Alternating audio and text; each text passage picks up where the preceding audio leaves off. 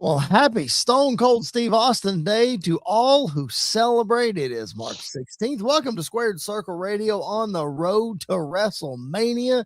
That is the Young Buck, Andy York. My name is Chris Belcher, a pair of SportsWire Radio Hall of Famers coming to you live right after Monday Night Raw. And Andy, we are 33 days away from WrestleMania 42 in Las Vegas. We have two definite main events, night one and night two. We're going to get into them. Both have some takeaways in a good and a bad way. We'll get into it, man. I'm excited for tonight's show.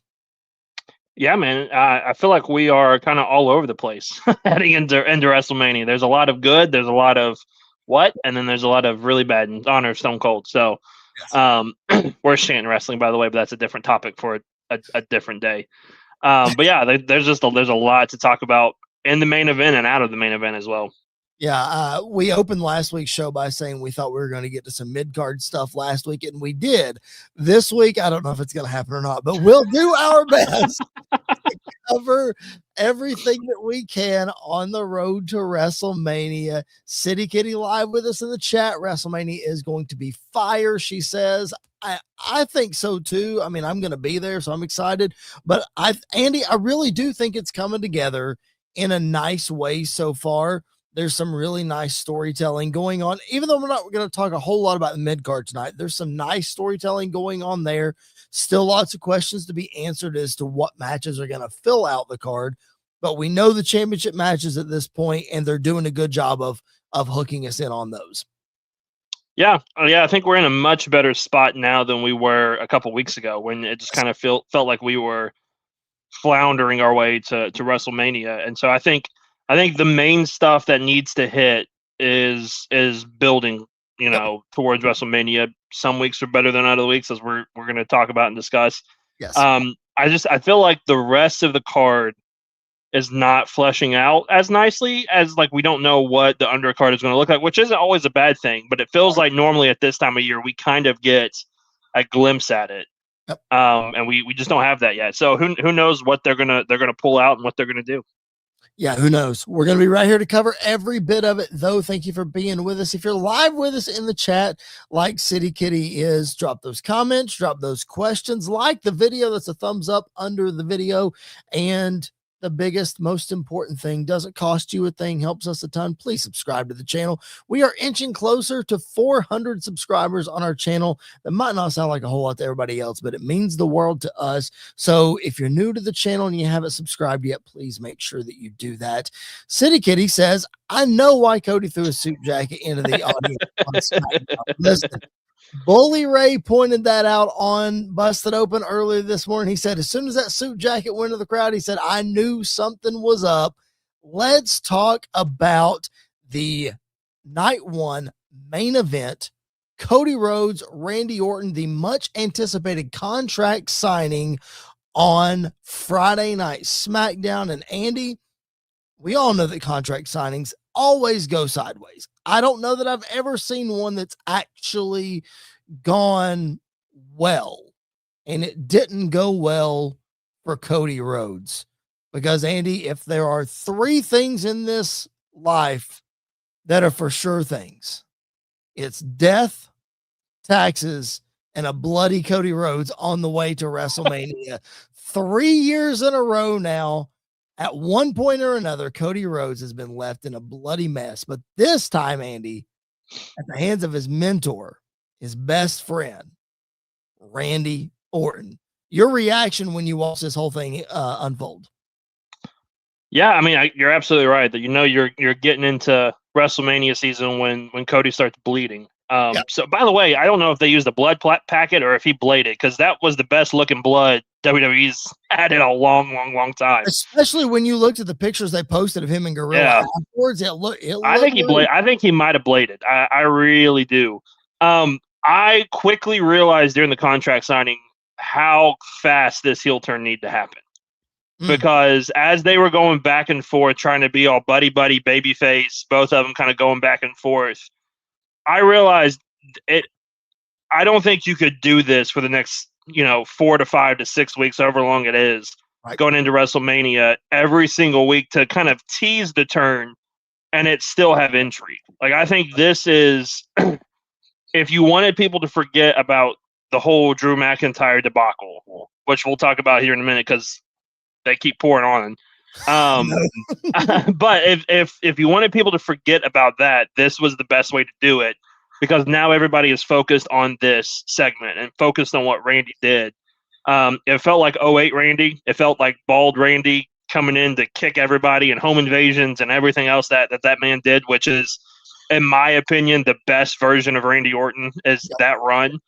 And so I'm all for it. But I quickly realized, like, this needed to happen tonight, because I don't think people's interest would have got you all the way to Mania and got the same reaction that you got on Friday night at Mania. So I think they did it really well, and really picked like the perfect time to just kind of do it out of nowhere. They did. And then next week they're going to be in North Carolina in Horseman Country in Cody Rhodes' backyard. I mean, I know we're looking ahead, but I would keep Cody Rhodes off TV next week. Let Randy just have the spotlight by himself. Let him cut a vicious promo on Dusty or whatever he's going to do. I don't know, but go ahead. Well, I mean, we're in Flair country too. So, does he show up?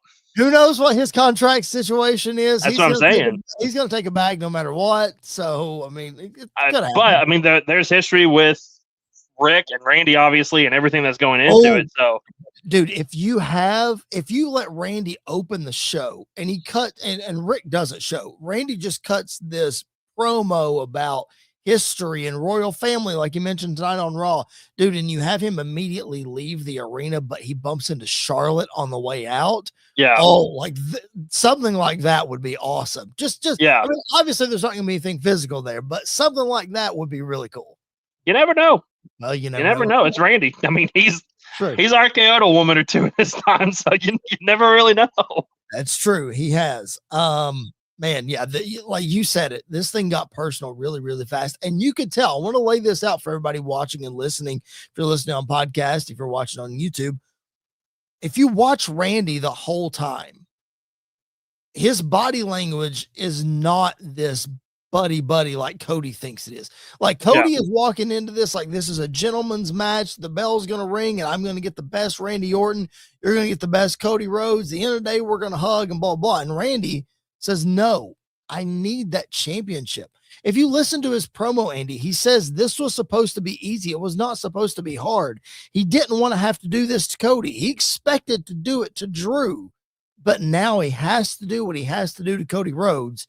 And the Viper, the legend killer, 0809 Randy Orton has to come out so that he can get number 15. Andy, we talk about the three, two lefts don't make a right, but three do, and maybe the backwards way that we've gotten here.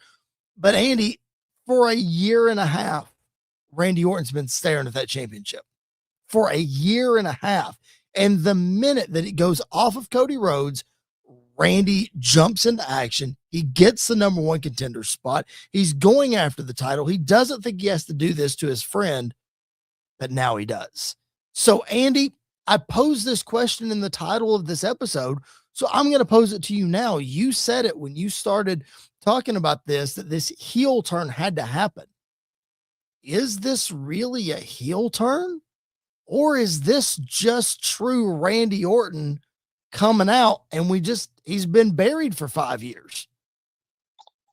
I think the answer is yes to both, because Randy, in his nature and who he is a heel.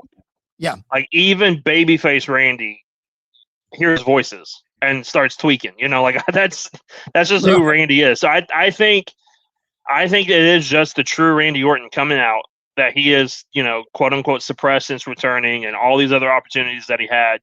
And now like as full-fledged legend killer Randy Orton. Because again, like the interview tonight on Raw, that was very like menacing heel Randy Orton. That was exactly what we kind of have been hoping and waiting for when it comes to him. So I would lean out and say, yes, this is a heel Randy Orton. I hope in return we don't get the white meat babyface of Cody Rhodes. Right. I hope now we get, okay, this is what we're doing. I don't want to have to do this either. but you don't know who I really am and how I can get as maniacal and as evil as you can. And we go down that path heading into WrestleMania. At this point, I don't feel like, depending on how we get there, I don't think this is going to be like a one-on-one singles regular match. I could see them adding a stipulation to this. Yeah. Even like a steel cage or something like that, to where they can just are able to have a blow-off feud or a blood feud going into WrestleMania, where they're actually able to meet that standard too. Well, I mean, I immediately, as soon as all this happened, I think as much as the match maybe didn't pay off, 09 Triple H versus Randy Orton, like this is that storyline 1000%. Yeah. And you can execute it that way. That wasn't a blow off to that feud. That feud happened throughout their whole career. So I think, yes, you can build this to WrestleMania, but it is a travesty if that's the only time that we get this, the way that they're telling this story. I mean, you said that Randy's RKO'd a woman or two in his day. Please bring Brandy into this, please. I need Brandy in this, because that is what is going to propel Cody Rhodes into this not white meat babyface. You RKO Brandy in the middle of the ring, you're going to see another side of Cody Rhodes. You're going to see steel cage. You're going to see whatever the case may be. So, I mean, like I said, I think the bottom line here is, as long as we get more than one match out of this, then I'm good with it. Yeah, I'm kind of the same way. And I don't even need it to be like back to back. I think we could give it a little while. Maybe even, we talked about this after it happened. Maybe this is a way after Mania to write Cody off TV for a little bit.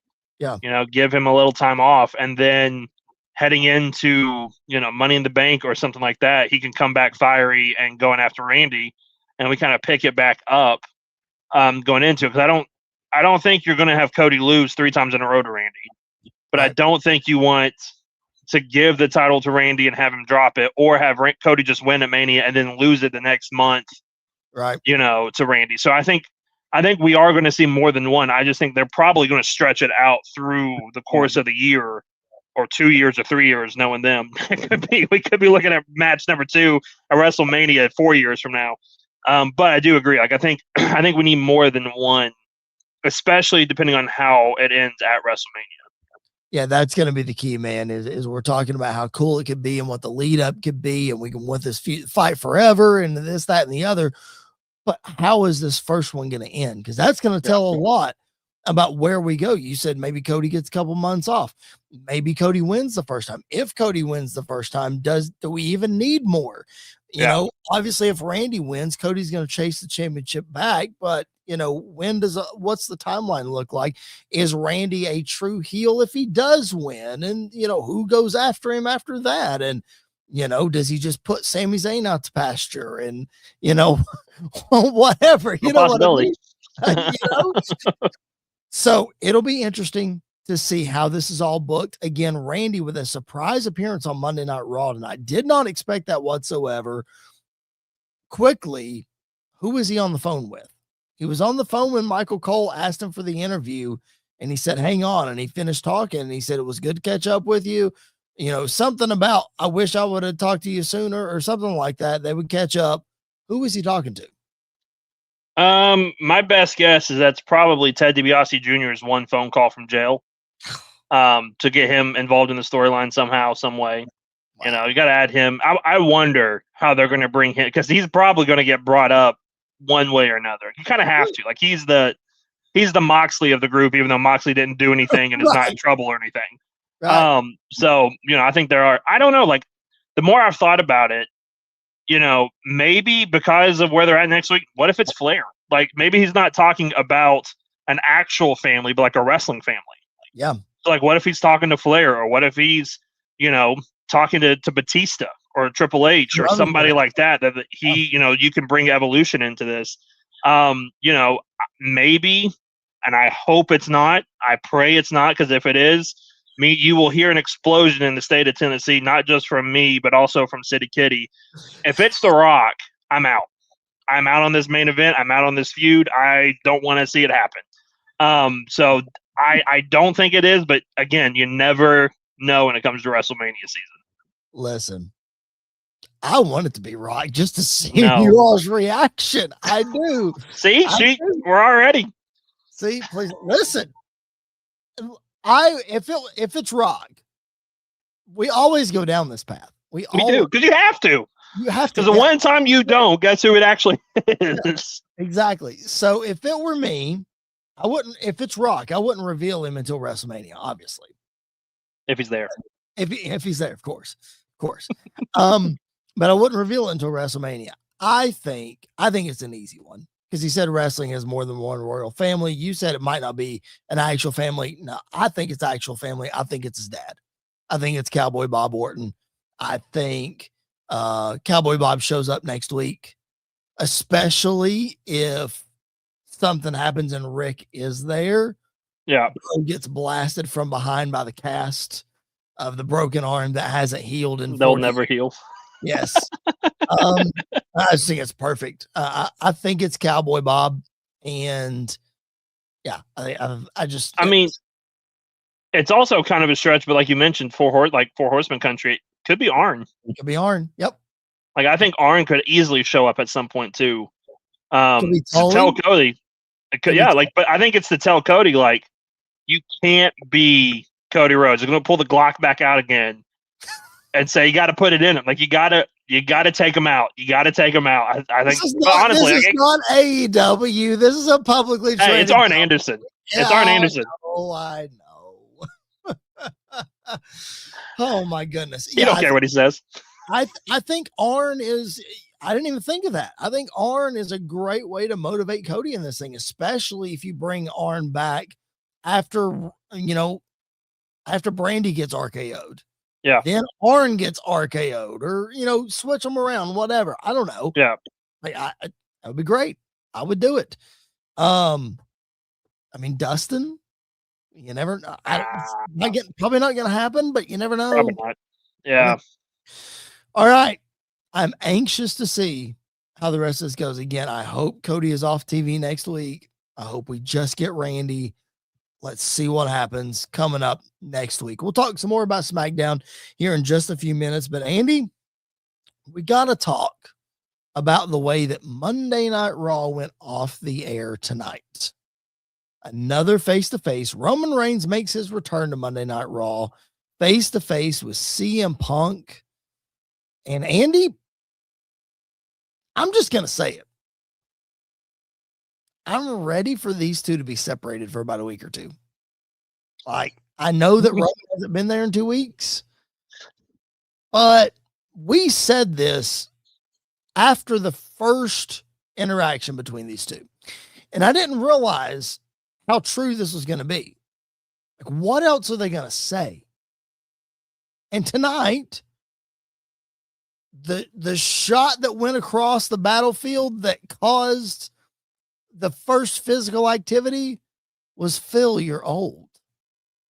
And apparently, old is the word that just gets under CM Punk's skin.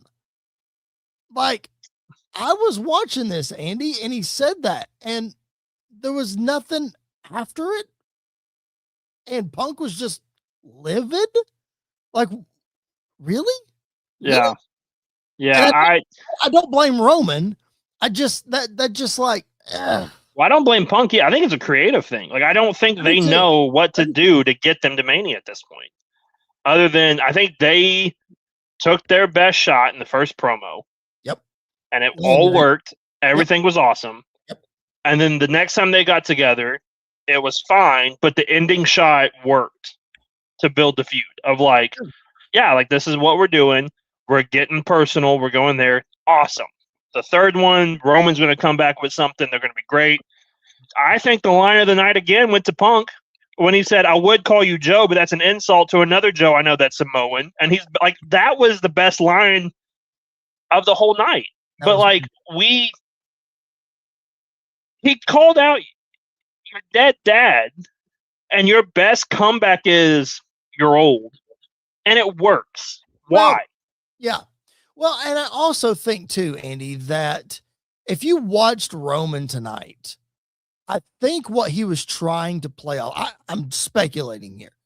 I think what he was trying to play off was that it bothered him, but he wasn't trying to let it show that it bothered him. You know what I mean? He was trying to put on a front, and it's like, you know what? I'm the tribal chief. This is my show. You can't touch me. And so I think that's what he was trying to play. Maybe he didn't convey it great, but Andy, I thought the stuff that he was doing backstage with the Usos was far better than what we were getting in the ring. And I'm not saying that Roman was bad tonight. I just think neither of them had it tonight. Like, I think everything just didn't work. Yeah. And like, we talked about it last week of like, we need an interaction between Roman and the Usos. And the last thing we need them to be is buddy with one another. And they were buddy tonight. But think about this though. Roman did say straight into the camera, he said, but when WrestleMania comes, nobody, it's me. Right. Which that made me feel better. But again, like, if you're building this whole bloodline thing, like, I don't want them to be just buddy, because they're buddy, then they're not. And they're buddy, then they're not. We got to pick a lane and stay in it. Yep. But then again, like, I don't know why creatively you wouldn't look at the situation and go, if we want Roman to act like this doesn't bother him, then Punk needs to double down. Yeah. Like, double down even more and just keep twisting that knife and talking about it and saying that, like, this, like, you can act like this doesn't bother you, but like, he's disappointed in you, or like, he would be mad at you, or he wouldn't even follow you, or like, he would just keep twisting that knife to where Roman should be the first one. Because if you're going to let Punk drop a line like that, then Roman needs to be the first one to lose control, hit Punk, and then like the next week he comes back with the line that like sets this whole thing off, and we're brawling now heading into WrestleMania. But instead, I don't know if we're just trying to like keep Roman at this spot and keep him cool and make Punk now look like the desperate one, even though he's the champion. When it's always more interesting, especially after Roman's long title reign, he hasn't held a championship in how long? Yeah. It's like, if anybody's desperate in this situation, it should be Roman and not Punk. And so I think that makes much more sense to me than the line just being, you're old. And then that causes the blood feud heading into WrestleMania, rather than doubling down about what Punk said a couple weeks ago. And even City Kitty in the chat says that Jay was more resistant. Like, Jay was the one that seemed more offended. Jimmy and Jay were right there. So I almost, if you're booking it that way, I would have had Punk come out first instead of Roman. Punk starts saying, well, you central lap dogs, where are you? You sent, the message was delivered, but from the wrong messenger, like you said tonight. And then Roman does his entrance, does his pyro, takes his time, gets in the ring, clocks him, and walks out. Yeah. Yeah. That's it. And then it's like, but to that point, that would then be 3 weeks in a row, because Roman wasn't on TV last week, 3 weeks in a row in which Roman's behind the 8 ball. So I see the reverse of, okay, now we're playing Roman's in Punk's head. So like what Roman cut after Punk was leaving the ring just into the camera, dude, pick up the microphone and say that. Like, I know we talk about Roman off. He just does his best work without a mic in his hand. No, dude, pick up the microphone, and I would have picked up the microphone and be like, okay, who's in whose head now, Phil? Yeah. What about that? And then you have Punk turn around, try to get back at Roman. All those people that came rushing out, hold him back. Then you get Roman laughing. And then it's like, okay. So just creating more tension that way. I don't want it to, I don't know how to put this. These are two guys that are two of the best promos in the game, Punk and Roman. And arguably, besides Cody Rhodes, the ones that have the most freedom as far as a promo goes with doing whatever they want to do. However, I don't want, because that was the old line was clearly fed. Like, that was the go home line. This is the creative. This is where we're going. I don't want it to paint Roman and Punk in such a bad light that we're just this is the line. You got to deliver it, when it just could have been better. Roman could have been better, but that's the line he was given. I honestly feel like the first interaction they had was genuine, no notes. They just went out there and cut promos back and forth between each other, and it worked. Yep. Then the next week, I don't know if the line was fed to Punk or if they just said, come up with something, you guys come up with something, and this is what you go off of. Because even if that's a line being fed, that is enough of a line to cause a feud even more. Like, that's enough. That's a personal line that'll cause you to go back and forth. Like, that is better than really anything. And if we were going to do this, we honestly should have just flipped it. Like, 2 weeks ago, Roman should have got the upper hand, called him old, and then this week Punk could have came back and hit him with that. And I think it's fine, because now you went after Punk, you kind of hit him where it hurts in a cheap way. That's fine. But when it comes to Punk, like, if you hit him cheap, he's going to come back personal every time. Ask Jungle Boy. So, like, he's going to come out and hit that line, and then we're talking completely different about this feud, I feel like. Yep. So it feels like the steps may be okay, but we did them out of order. But heading into Mania, like, this just doesn't feel like the feud we thought it was going to be going into Mania. I'll say this, and we'll wrap up this discussion because we got more to get to tonight. I'll say this. I think we let it simmer. I'm not saying it's not as bad as we think it is, because it definitely fell short.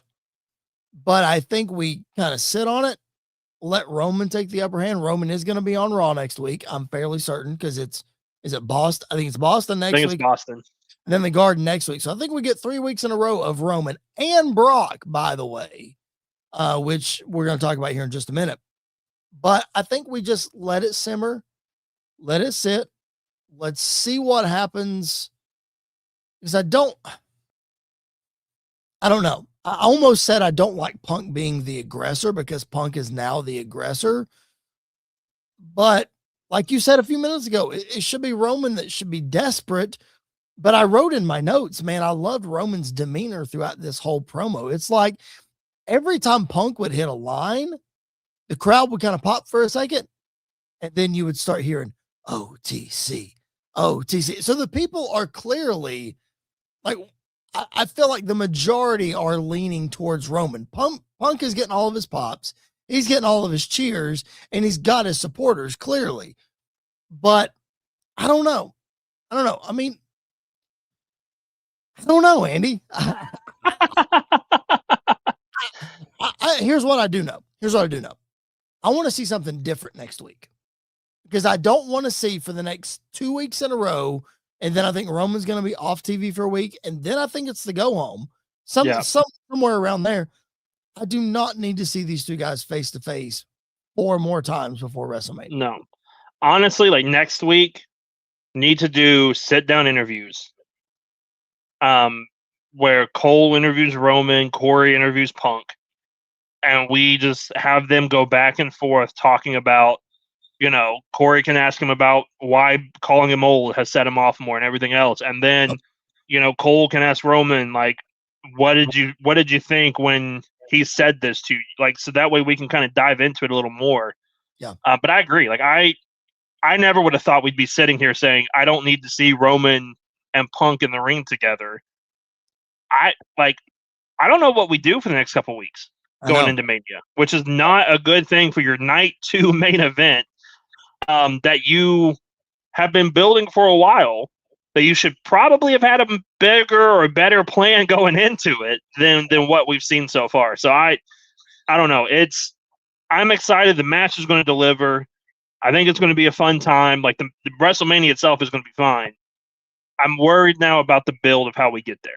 Yeah. Like, I'm starting to get more and more concerned by what we're doing and how it's landing. Because even the crowd after it happened, like, there wasn't a huge pop when Punk hit him. It was kind of like everybody went, "Really? That's what set you off?"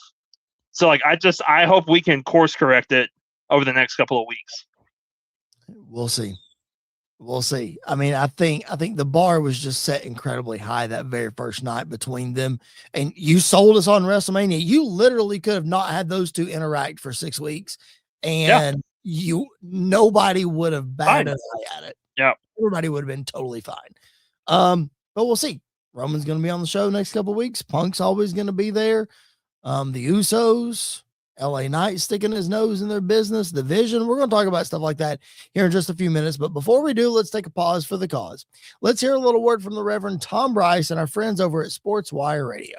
Looking for all the latest happenings in the world of sports and wrestling? Well, you're in luck because Sports Wire Radio has you covered 24 hours a day, 7 days a week, and 365 days a year. With great shows in the world of sports, such as the Pinstripe Chronicles, hosted by Uncle Tats, Donald Stewart, and Rob Barrows. New York Baseball Talk with Chris Bazaya and Rob Maraska. The Liftoff Jets, also hosted by Chris Bazaya and Sharman Phillip. Neil Villapiano and the Devil's State of Mind. Randy Dillon's Hockey Fan Chat. In the world of wrestling, Sports Wire Radio has you covered with Squared Circle Radio, featuring Chris Belcher, Andy York, and Jared Justice. Those sit-down marks with DB, Primo, AJ, and Michael. A work in progress, featuring the Mayor of Canton, Piles, and Glenn Abbott. You can catch all of these great shows and more anytime, anywhere, and any place via the Listen Live button on sportswireradio.org, and you can also catch Sports Wire Radio anytime on YouTube at Sports Wire Radio 6570. To catch all the latest happenings in the world of wrestling. Sports Wire Radio has you covered. It's all sports matters and all wrestling matters here on Sports Wire Radio. I am your host, the owner of Sports Wire Radio, the #1 global radio station, the owner of the Promo Wrestling Federation, and one of the owners of the Pride Wrestling Federation. Your voice, figuratively and literally, where all wrestling matters, the Reverend Tom Bryce.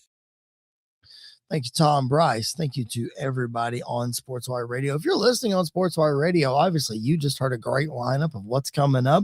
Go check out SportsWire Radio if you haven't already. It's a fantastic resource for all your sports and all your wrestling needs and all your music needs, because all music matters, all sports matters, all wrestling matters. And if that's not enough, head on over to the SportsWire Radio YouTube channel. Make sure you subscribe to that as well. And make sure you check out all the great interviews that Tom has over there on the channel. If you haven't subscribed to us, please make sure that you do so. We would appreciate that. We're almost 400 subscribers. Love to get there before WrestleMania, Andy. I mean, we're only 13, 14 subscribers away. Listen, WrestleMania is in 30 days. Let's get there. That's one every other day between now and WrestleMania. Come on. That. Yeah, we could do that. That's fantastic. We would love that. We would appreciate that so much. My name is Chris Belcher. That's the Young Buck Andy York. This is Squared Circle Radio. If you're new to the program, we are here for you each and every Monday night. And then when breaking news happens and, all this kind of stuff, we're right here with you as well. We're also here with you all WrestleMania week. If that's not, incentive enough to subscribe to the channel, I don't know what is. We're going to be breaking down both nights of WrestleMania. We're going to tentatively have a special interview that is scheduled TBD on a very special interview that I would say most people that follow our channel know who this person is. A very interesting individual, if I do say so myself. But TBD on that. Don't hold your breath on that, but TBD. And then of course we're going to break down the Hall of Fame. We're going to talk about all kinds of WrestleMania stuff. Biggest what ifs. It's 316 days, so what if is coming later on in the show. So stick around for that. City Kitty in the chat. Sieto Mieto, great match with Penta and Dragon Lee tonight. Andy, they tore the house down tonight. What a match that was. Yeah, man. Listen, this is what I was hoping for with Penta being IC champ. I think Dom's a great wrestler. I think he held it and did his job with it. But that IC title feels special when it's on a workhorse guy like Penta. And I think he's got big plans. I wouldn't hate it if we get one of two things, whether it's a ladder match at Mania, because I'm a sucker for a ladder match at Mania, or if he just was straight up like, I'm going to issue an open challenge at WrestleMania. Anybody can answer it. And I think that would be awesome. And Ray answering it would be awesome. Yes. I think Vikingo answering it. I mean, Penta versus Vikingo at Mania would easily. I know there's a lot of great matches. Penta versus Vikingo would easily be the match of the night. I can promise you that it would steal the entire weekend. Yeah, I love the match tonight. I think Penta is in a great spot headed to WrestleMania. Part of me thought with him facing Dragon Lee tonight that Gunther was coming out. I was waiting for it. Penta and Gunther at I was waiting for it. Was absolutely waiting for that one. But City Kitty in the chat, ooh, a teaser. Yes, teaser for that interview. Stay locked in. It is a lot of fun. And we just don't bring anybody on this podcast to interview. Well, we bring Aaron, so I don't know if we can say that. Oh, come on. Listen, Aaron's not even here to defend himself. What a shot. Fine. Oh my goodness. What a shot. That's hilarious. All right. Let's get to more pressing matters. Before we took a commercial break there, we mentioned the Usos, the Vision, LA Knight. Paul Heyman returned tonight in the opening segment. Later on in the night, he casted Vision, if you will, for Austin Theory. And let's see what I did there. Austin Theory and Logan Paul turning their attention to the Usos. They want those tag team titles. Still don't know what we're going to do with LA Knight. And now we're not sure, Andy, what we're going to do with Seth Rollins. He started out the show. All the masked men showed up. Paul Heyman comes out. And Andy, it's exactly like we laid it out last week. I mean, to a T. I mean, you and I, beat for beat, we said what was going to happen. Rollins comes out. Heyman comes out. Brock comes out. He starts beating up the security, and he goes face to face with Seth Rollins. And Andy, it was like, this is easy. Let's do it. We got it. We are just the hidden pieces of creative. And then the lights go out, and Obafemi comes out. And Andy, I haven't seen Brock Lesnar decimated like that since Goldberg. Okay. Goldberg's the only one that I know that could decimate Lesnar like that. Obafemi shows up, points at the sign, and when you point at the sign, it's official. Obafemi and Brock Lesnar at WrestleMania. I'll let you go first, Andy. What do you think? So how we got here is very muddy and not the best and is whatever. However, when Oba's music hit, the place went nuts. And then he comes out, and I was expecting just to stare down between the two of them. And buddy, when he picked up Brock and hit that powerbomb on him, I sat there and went, they just made Obafemi a star in 60 seconds. Like they had already strapped a rocket to him, but this was just him exploding in front of everybody and being a top level guy now. Like coming out of WrestleMania, again, depending on what happens, I could see Oba being a world champion sooner rather than later. Like I think they have that kind of track for him of especially of everything that he has been doing. And for Brock, I think if you go back and look, Brock tells him to put your foot on me. Oh, he does? Yeah. I think so. So, like, if you go back and look, so it reminds me of that segment before the world shut down when Drew Claymored him. Yep. And Brock told Drew, if you go back and watch it, Brock told Drew, pick up the title and hold it over me. Yep. So, like, if Brock's saying that to Oba already, then I think they want to start to put him over more. Sure. So I'm excited for this. I don't know what the outcome is going to be.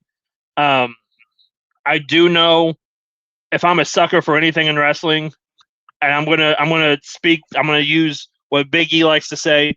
It's two meaty men slapping meat, and that's what this match is going to be. And I am all for it. Don't blink. It's only going to last 5 minutes, but that's fine. It's going to be awesome.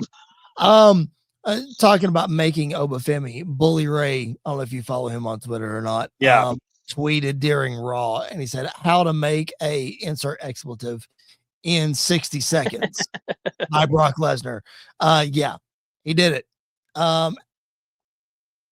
In no world am I upset to watch Obafemi versus Brock Lesnar at WrestleMania. But in 2026, on March 16th, I'm upset. And the reason I'm upset is because you gave us Seth and Brock. You told that story perfectly. And then you took it away. For no reason other than to have Oba Femi versus Brock Lesnar. Again, I'm okay with that match. But why? I know that if this was 6 years ago and Seth Rollins and Brock Lesnar were going to go at it at WrestleMania again, we might have something to say about it. We might be tired of it at that point.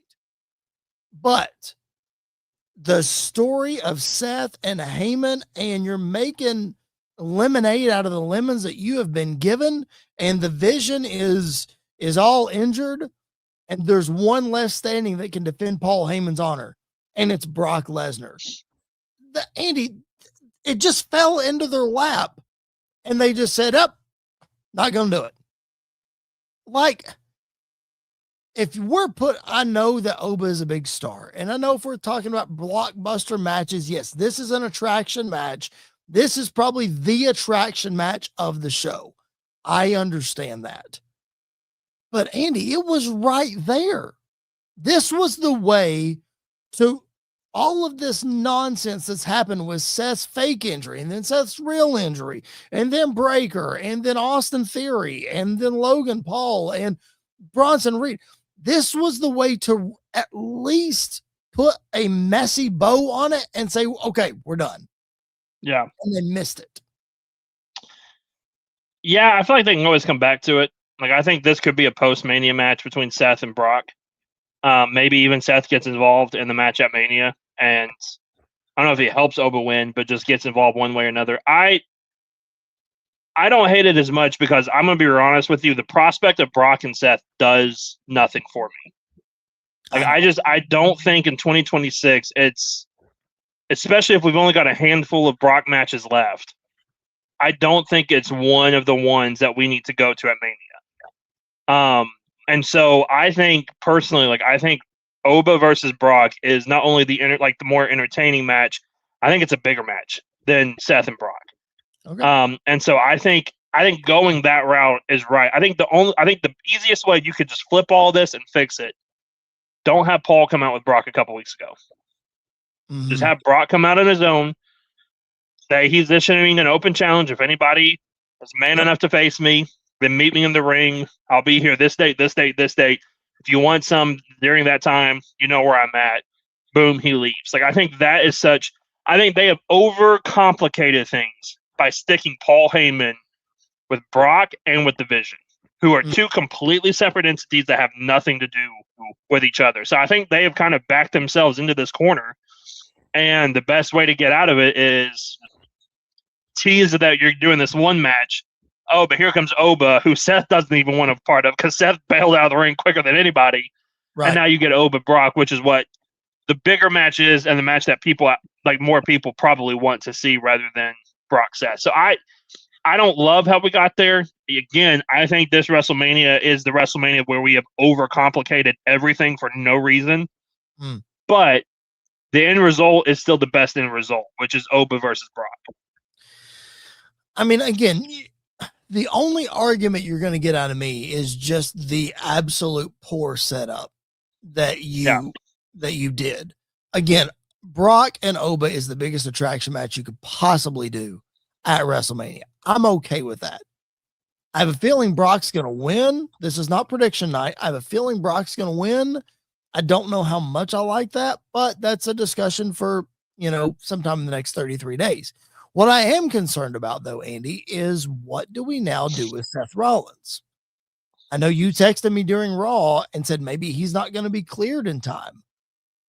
Maybe we speculated about this. There's an outside chance that Breaker's going to be ready for WrestleMania, and we're holding off for that. Because that's what I thought too. What else makes sense for Seth? If you're tying up Theory and Logan Paul, they're gone. You're tying up Brock. What in the world is Seth going to do?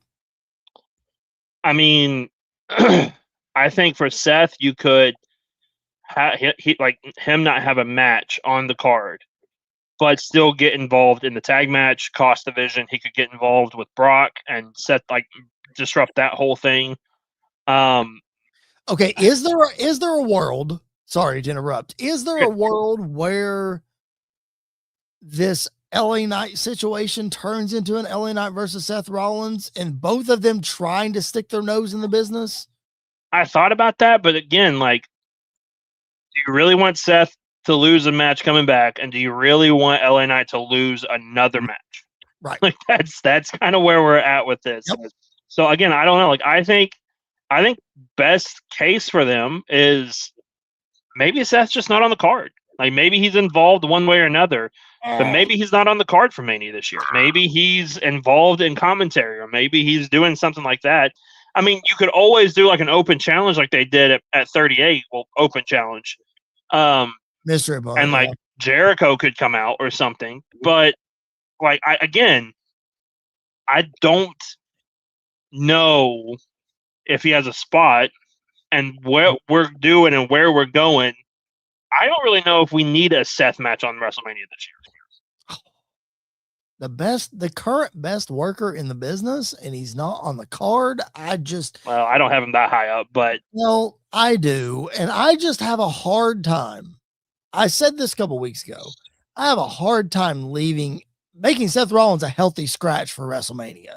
Like, I just have a really, really hard time with that. Even the run-ins, I'm still like, yeah, but like, if he's good to go, because Andy, if he's walking out of WrestleMania 33 with half a leg, if he's walking out of WrestleMania 40 with half a leg, if his shoulder is good to go, Andy, he is burning down Triple H's door saying, you better not leave me off this card. That, and I feel like Triple H is going to listen to him at that point. There has to be something that some sort of match to do with Seth Rollins. And it makes sense. I don't know. Like, unless Breaker is back, I don't think you can, craft an LA Knight versus Seth Rollins feud out of nothing. Right. Do you really want to do, Seth versus Logan again, or Seth versus Austin Theory at WrestleMania? Like, that's not even a match I really want to see on Raw. So like, I don't know if you want to do that at Mania.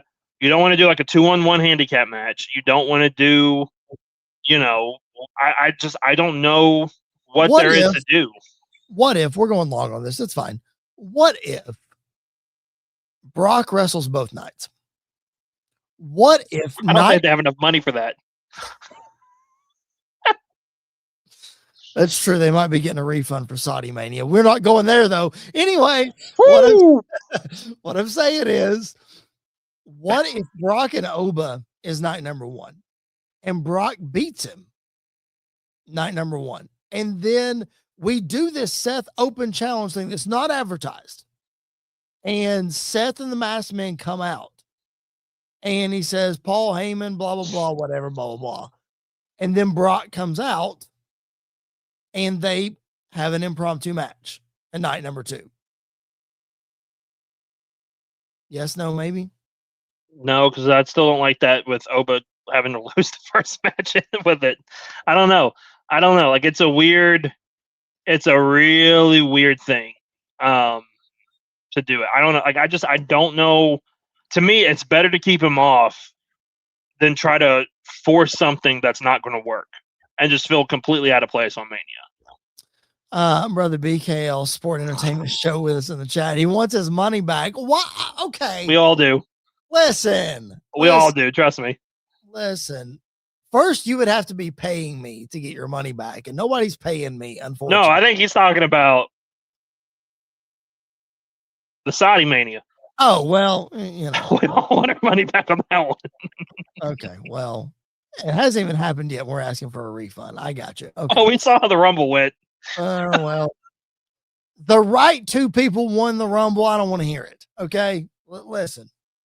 The right 2 people won the Rumble. It's fine. Let's talk about Drew McIntyre, Jacob Fatu for a minute, Andy. Yeah, let's get more positive. Let's talk about Drew McIntyre and Jacob Fatu, because Drew McIntyre starts Friday Night SmackDown out by quitting. And then Jacob Fatu is in a match with who is he even face? Oh, Trick Williams. In a match with Trick Williams. and Drew comes out, costs him the match. Trick Williams wins. And then Nick Aldis decides it's going to be Drew and Jacob one-on-one next week on SmackDown. Andy, are we still headed to this match at WrestleMania? I mean, like, is there even going to be a match next week? What are we doing? I don't know what we're doing. They have made a feud that should absolutely just be easy work. Not only overcomplicated, but now something that months ago when we were talking about this, I was amped for Jacob and Drew at Mania. Excited about it. I could care less now. I think the only thing they can do, Andy, is to have just a non-match next week. They have to just fight. The match cannot even get started. Yeah. It has to be like Cody and Jacob Saturday Night's Main Event. They can't fight. So that Aldis makes a non-sanctioned, lights out, whatever you want to call it, match at WrestleMania between these two. Then let me ask you this. What do we do after that? Drew goes off TV and I don't know. Oh, so you know what would have been the best option? Is for him to quit and be off TV the next couple weeks. You're right. And Jacob is desperate to now have a match at Mania. Maybe a couple weeks from now, he answers the U.S. Open Challenge. Oh, guess who shows back up to beat him up before he can even do it?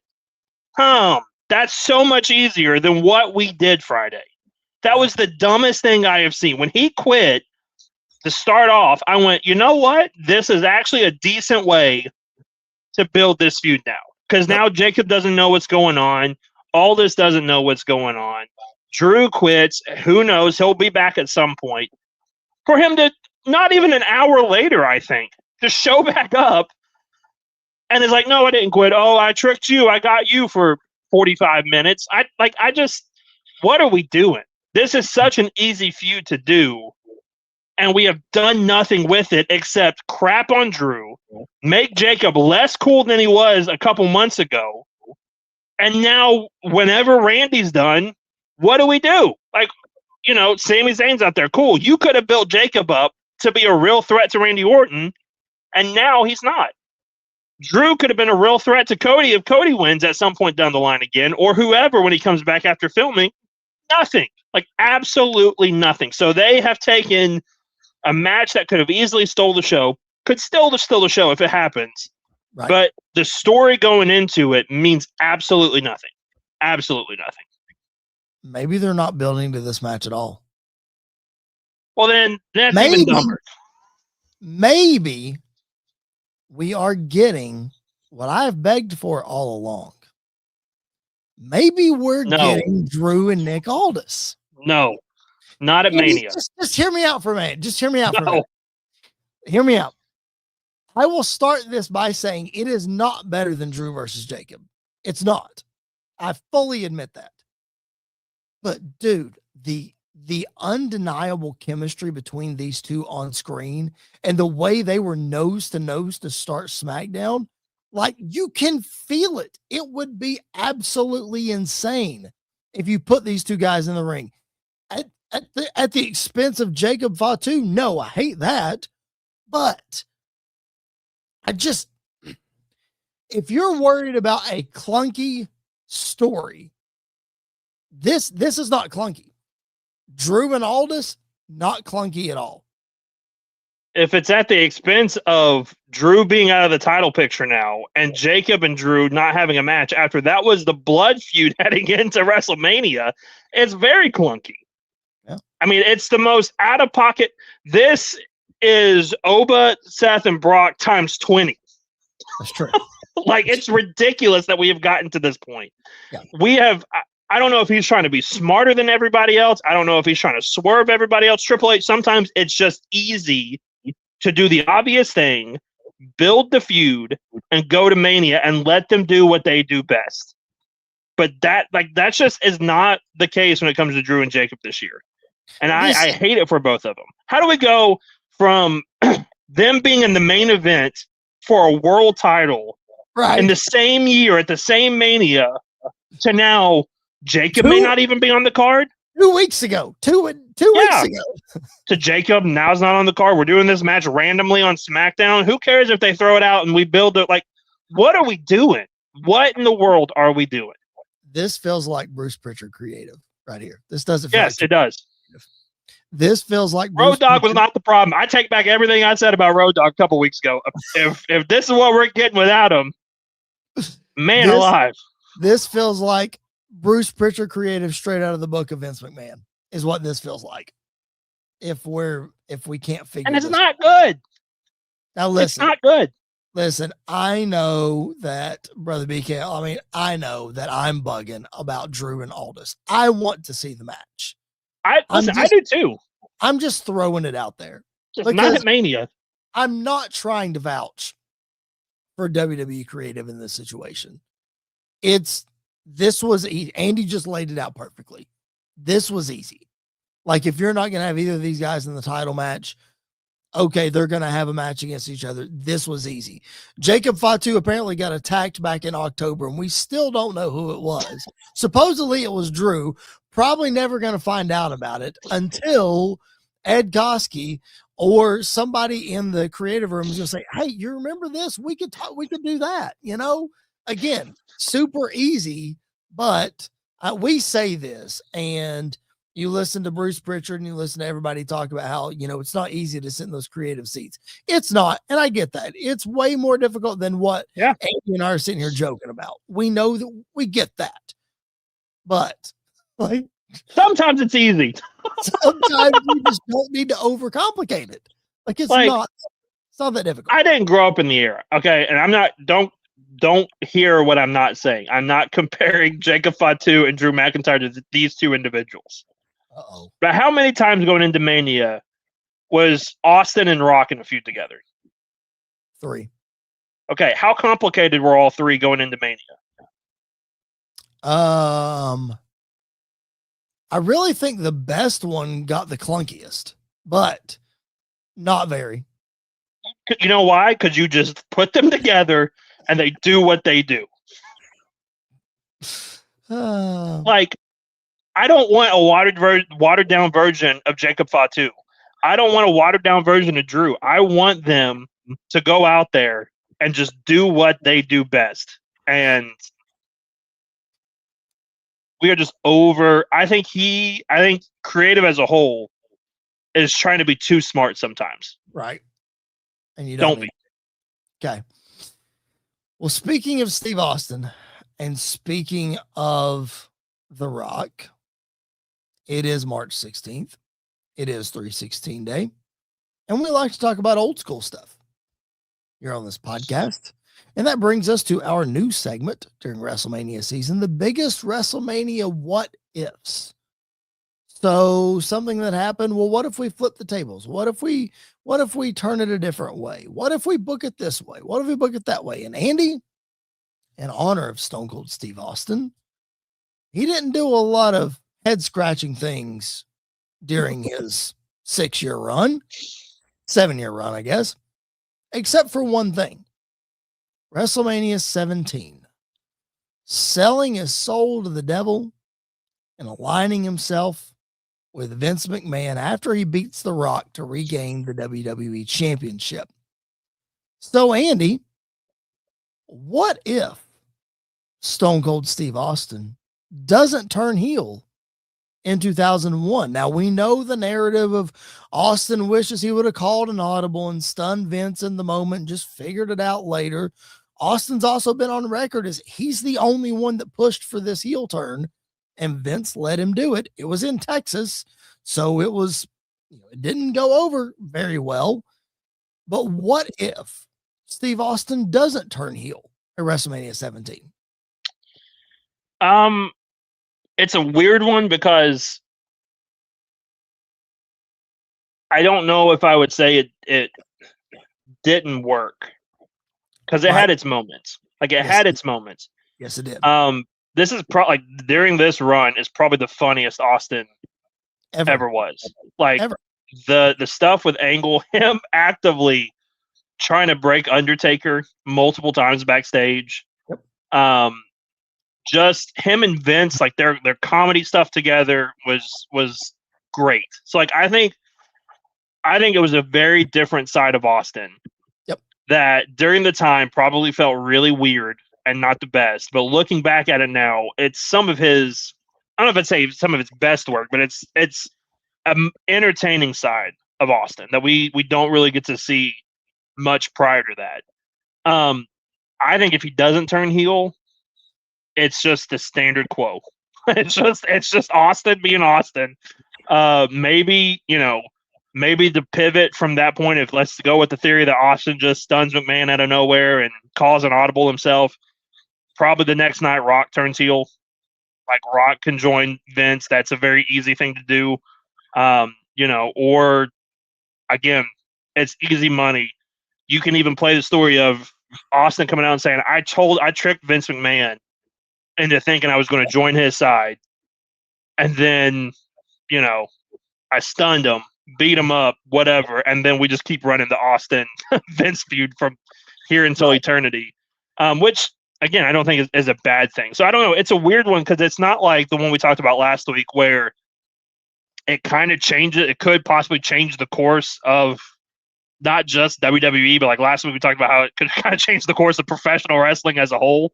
Yeah. With Austin not turning heel, I don't think it does that. Like I think it's just very similar to what everything was before, but like not in a bad way either.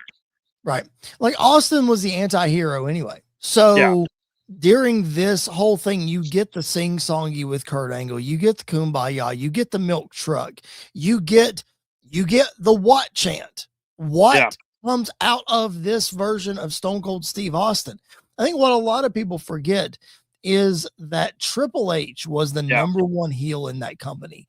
And during this time, Austin and Triple H were running the two-man power trip. Well, WrestleMania happened, I think, in March, maybe early April. I don't know exact date on that. Guess what, Andy? Halfway through the month of May, after Austin and Triple H get the tag team titles, Triple H gets the Intercontinental title, Triple H tears his quad in May. So the plan was that Austin, as the heel, was going to turn on Triple H and make him the babyface, and it was going to be Austin Triple H at WrestleMania 18. Triple H ended up being the babyface, beating Jericho, not Austin. Everything reversed with the invasion and all that kind of stuff. So, Andy, not only was this heel turn from the biggest babyface of all time, but then the plan that they were going to see through the rest of the year goes down the toilet because Triple H is hurt as well. And then you try to force feed Austin as the leader of the alliance to try to stick it to Vince. And we see how all that worked. I will say, though, Andy, it's a good thing they put him on that side of the alliance, because if he would have been the babyface on the WWF side, the alliance would have been buried and gone long before it even got started, because there was no way the alliance was beating Stone Cold Steve Austin. No. I guess to stack him up against the Undertaker, but they ain't beating Stone Cold. We need to do an episode on the invasion and just talk about it as a whole, because they're like, if an invasion's going to work, you got to have top guys. And I love Booker T. I think Booker T's a great wrestler. I think he is an absolute Hall of Famer. I think he was a shining spot of a dying WCW going down quickly. He's not the face of WCW that should be jumping ship. Because after Invasion's kind of over, isn't it like soon after that Flair shows up and Goldberg's there? And the invasion, the end of the invasion happens in November of 2001. Like Survivor Series is the match. And then Flair shows up at the end of November. And then in February, the NWO shows up. So, if we would have waited, I mean, could you imagine if we look, because, again, we're on a completely different tangent, even though it kind of relates to all of this. Right. Then I think if Austin's the babyface of WWF going up against the NWO, Ric Flair, Booker T, I don't remember when Goldberg comes in, DDP. Goldberg was 2003, so he was it's still a little while. Yep. But if we just waited a little while, then that is a much bigger invasion story angle than what we got. So I think that would have been a whole lot better. And then I think the Austin heel turn, I think, would be looked at in a completely different light. Yep. More so because then you're looking at it going, why is he like he should be the forefront guy going against WCW? But again, like I don't know, it's a weird thing, but it's not a thing in WrestleMania history that I think was like world altering when it comes to professional wrestling. It could have been, but I think everything that happened kind of watered it down and made it to where it was, just a different side of Austin. Yep. And I think too, like everybody holds WrestleMania 17 in such high regards, and you could say, "Oh, we watched the whole thing and we turn off the last 5 minutes because we don't even remember it." It's like that doesn't affect that show. Yeah. So again, yes, it's a head scratcher, but we like you laid out, we got so many great Austin moments out of it. I'm like I said last week with CM Punk leaving in 2014. I'm kind of glad Austin turned heel. I'm glad that we got this side of Austin. It also prolonged his career for about 2 years because he was so banged up and he didn't have to wrestle and this, that, and the other. So is it a great idea to turn the biggest baby face in the world heel? Well, it worked for Hulk Hogan. It didn't work for John Cena.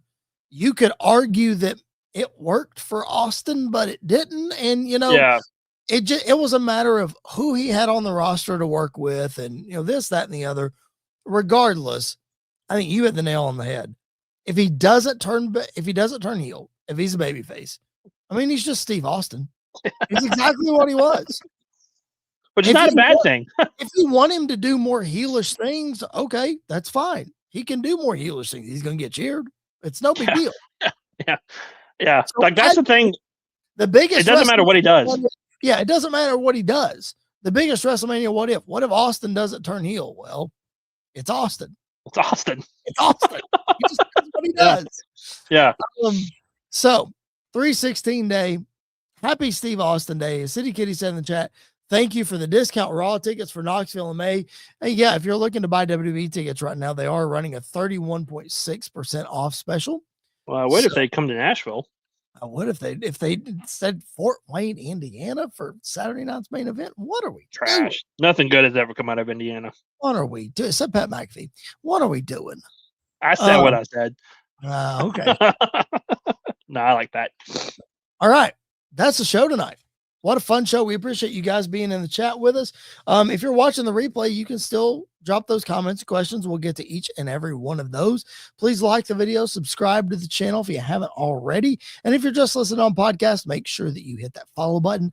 Again, as I teased earlier, and I don't want to count my chickens before they hatch, but WrestleMania week is always a big week on this podcast. And we'll have content every single day coming out. Andy and I have already planned it out, including TBD. Very possible there will be a very special interview coming up during WrestleMania week with somebody who everybody knows. Just going to leave it at that.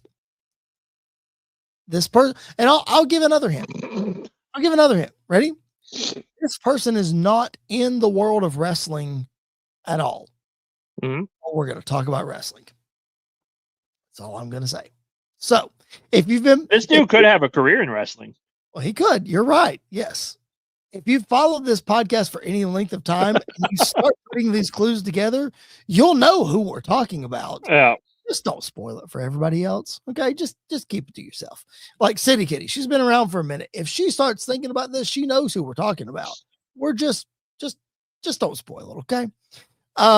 All that to say, Andy, 33 days away from WrestleMania. Even if I wasn't going to Las Vegas, I would be very excited. I think it's going to be, again, as we started this show by saying, the card is rounding out nicely.